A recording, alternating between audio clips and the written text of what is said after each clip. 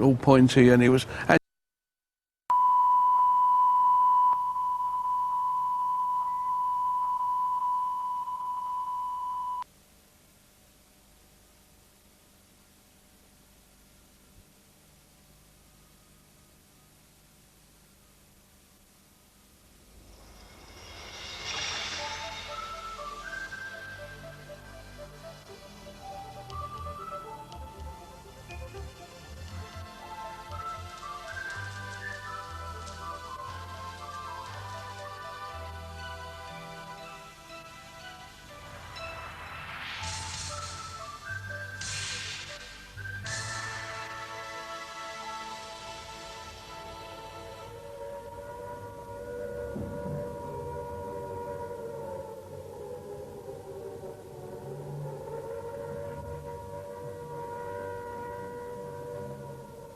There is no question of compulsory evacuation of school children. But it is highly desirable from the point of view of their own safety that as many as possible of these children should be evacuated at an early date.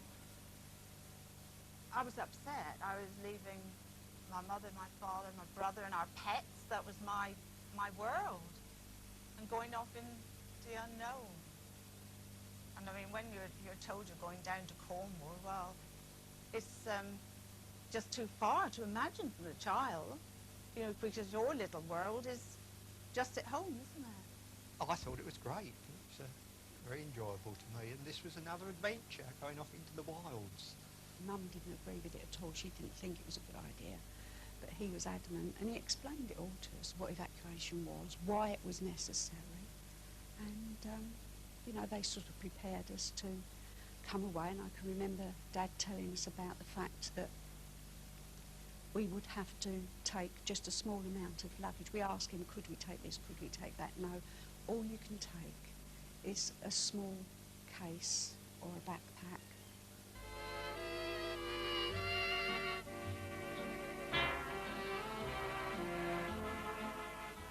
The following is suggested as a list of clothes to be carried as luggage. Shirt and collar, 1. Night clothes. Pants, 2 pairs. Vests, 2. Pullover, 1. Trousers, 1 pair. Socks and handkerchiefs. School cap. The luggage must not be more than 1 child can carry. Gas masks should be slung over the shoulder.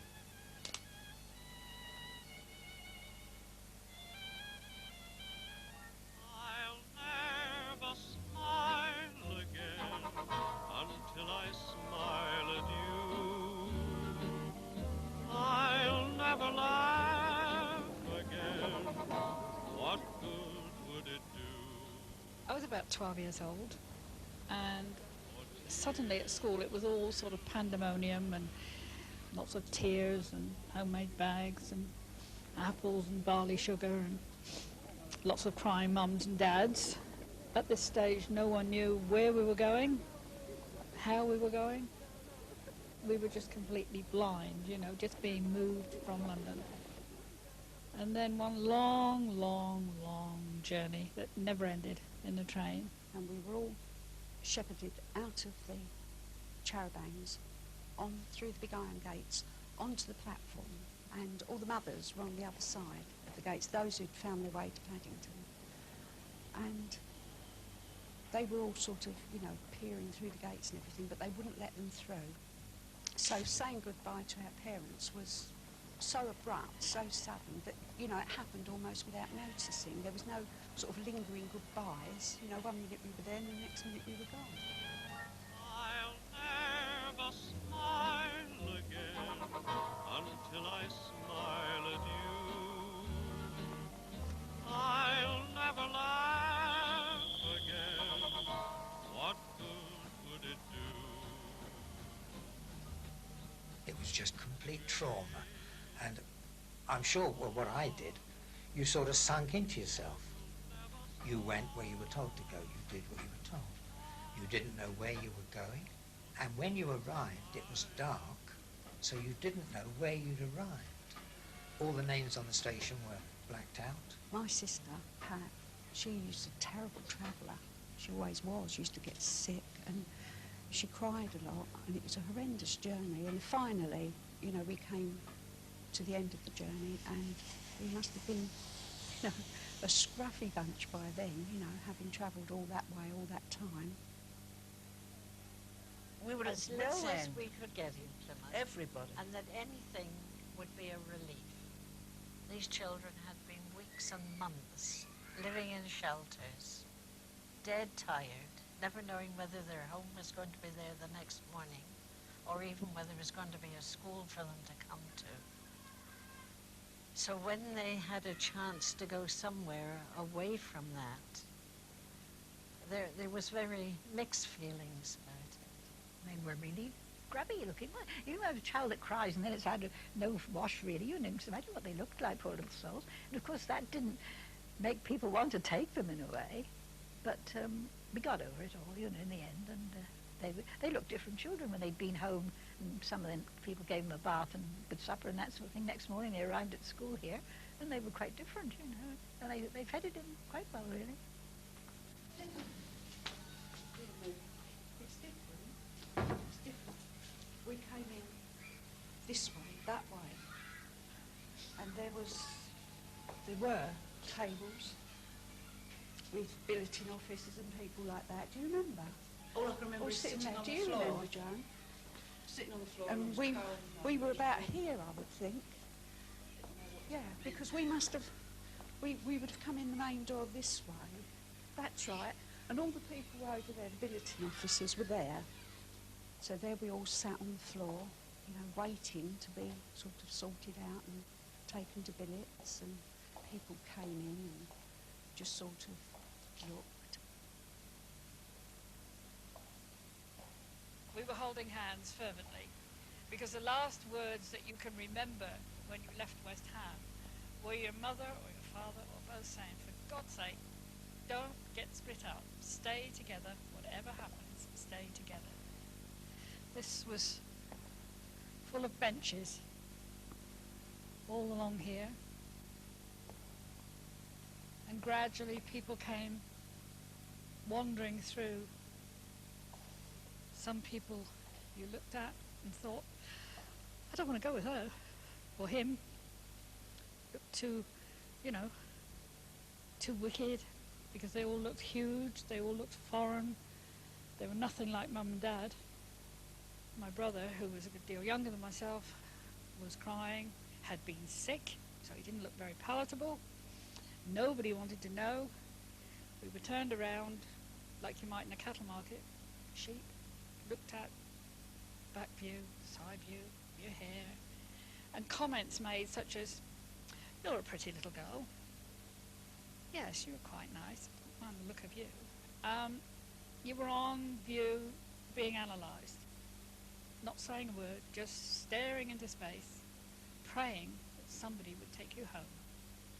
We were passed by dozens and dozens of times, and in the end, I think we were close, if not the last, very close to the last to be billeted. We sort of clung together, and I was very sort of emphatic to everybody that spoke to me that I'd been told by my father that because I was the eldest, they were my sisters and I had to look after them, and that nobody was to separate us. So there we sat. And eventually, one of the billeting officers, a gentleman, said, come along, and he and a lady took us outside and put us in a small black car. And we all sat together on the back seat, and they drove up and down, knocking on doors. And people would come out and speak to them, and then he would go and knock on another door. And after a while, this young couple sort of started to nod, and the man smiled, and he turned round and he came and he called us out of the car, and he said, Mr. and Mrs. Wills are prepared to take you, at least temporarily, the three of you together. The one thing that we all remembered, most of all, was that for the first time in our life, nobody kissed us goodnight. One of the Boy Scouts who were in charge of taking the various evacuees to billets took me home with him for the night, and his mother never really had any room at all. I think I had his bed. I don't know where he went. but she did put me up for the night and, you know, looked after me. And but the following day, he was taking me back up to the village hall again, presumably to find a proper billet for me. And my foster parent, as it turned out, was a farmer and was leaning over his gate and sort of said, "Hello, John, what you got there?" And John told him the story, so he said, "Oh, would you like to come and stay with me?" And that's how I ended up with Mr. Banfield.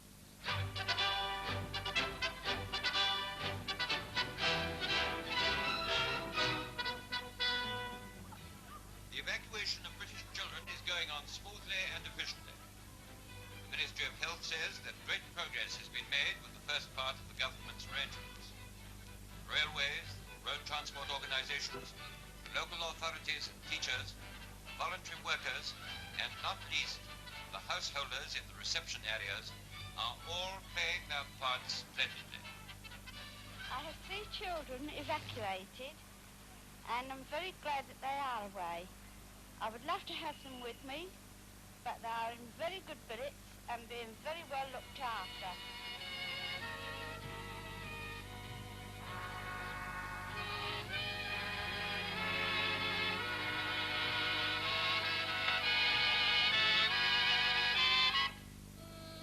But I landed in paradise when I came here. You know, the nice big place to live, and a lake in front of the castle with the beach where I learned to swim. Well, if anybody's seen Caerhays Castle, it's absolute paradise. There was 24 of us lived in the castle, Caerhays Castle, for a year or two, and the people there were kindness itself. But I think I was too young to really know what luxury was. You know, I suppose I accepted it, and you know, I didn't at that age. I was 6 years of age. You know, you didn't appreciate it. It was just another step in life. You know, but of course now I'm a few years older.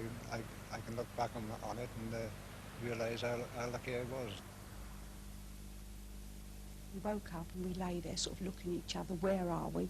We must be at the end of the world. It was such a long way to come, and being the eldest, I hopped out and I looked out and I saw Cambrai, and I said, I can see a castle. And they said, what, a real castle? I said, yeah, it's a real castle. So they shot out of bed, and you know, all these years later, in fact, for all of the rest of our lives, Cambrai was Cornwall to us. It was different, far different from where I'd lived. I'd lived in a modern house, and this one was the typical house, the door in the middle that you draw as children with 4 windows. But when you got inside, well, that was another story to what I'd had. You cooked on a range, coal range, and the scullery was flagstones, and it was cold, no running water. A lot of these people obviously didn't want evacuees, you know, but they felt it was their war effort, I suppose, and took us. She wasn't a maternal person. I never had a cuddle or anything like that. She was quite aloof, but I think that was just because she didn't understand children, because there are times when you want an arm around you, don't you? And because she was a spinster, she'd had nothing to do with children.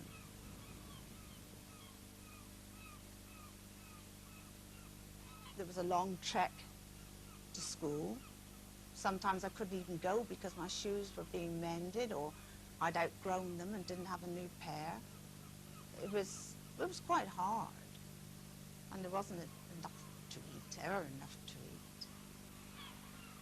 I used to go into the barns and places where they kept the cattle, and I often picked up a couple of the little bits and pieces that they had and stuck them in my pocket for a nibble later on. The food, whether it was porridge or gruel or birdseed, I wouldn't know to this day. It was produced in a large witch's cauldron, in our eyes, over a black lead stove, which I now know to be a Cornish range, produced in this pot, and the lady of the house would we would all be sat down around a huge